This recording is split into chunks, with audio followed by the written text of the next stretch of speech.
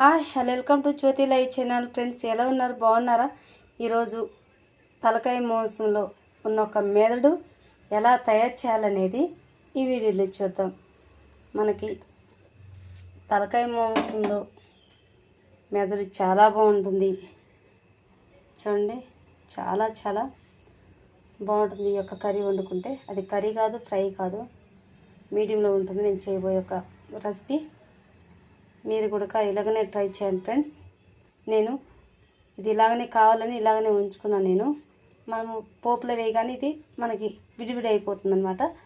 ఇది 2 సార్లు కడుక్కున్నా. ఎక్కువ మనం క్లీన్ చేసుకున్న అవసరం లేదు, ఎక్కువ ఒక 2 టైమ్స్ అయితే చాలు. నేను స్టవ్ ఆన్ చేసుకునేసి బాణలు పెట్టేశాను ఆల్రెడీ. ఇందులో మనం ఆయిల్ వేసుకుందాం.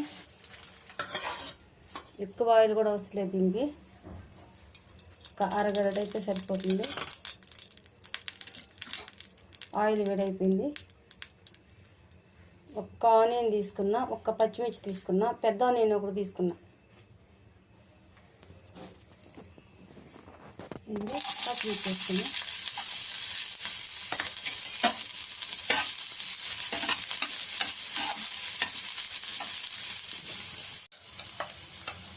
మనకి 1/2 స్పూను సాల్ట్ యాడ్ చేసుకుంటున్నాం. మనకు ఆనియన్ ఫ్రై అయింది కాబట్టి ఒక 1/2 స్పూనే అల్లం వెల్లుల్లి పేస్ట్ వేసుకుంటున్నాం. అల్లం వెల్లుల్లి పేస్ట్ మనకి పచ్చివాసన పోయిన తర్వాత మనం ఇలా ఫ్రై చేసుకుందాం. 1/2 స్పూను పసుపు వేసుకున్నాం. మనం మీడియంలో పెట్టుకొని మన స్టవ్ని ఫ్రై చేసుకోవాలి. ఇందులో టమాటా, ఒక చిన్న టమాటా తీసుకుందాం. ఇది కూడా చక్కగా మనకు మగ్గిన దాకా టమాటా మనం ఇలాగనే ఫ్రై చేసుకున్నాం. నీళ్ళు పెట్టేసుకొని బిర్యానీ మూత పెట్టేసుకున్నాం. మనకి టమాటా ఇలా చక్కగా మగ్గిపోయింది. ఇందులో మనం 1/2 స్పూను కారం యాడ్ చేసుకున్నాం. ఇలా కలిపేసుకునేసింది. ఇందులో వేసేసింది.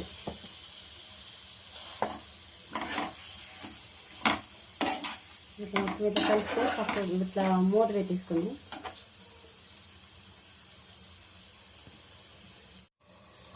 తీసుకుని 2 నిమిషాలు అయింది.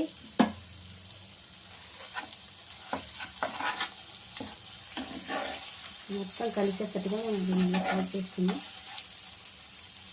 ఇందులో మనం గరం మసాలాలు కూడా ఒక 1/2 స్పూన్ వేస్తున్నాం అన్నమాట. మొత్తం ఇలా కలుపుకొనేసి మనము మీడియంలోనే స్టవ్ ఉంచుకోవాలి. మనము మళ్ళీ మూత పెట్టేసుకుందాం.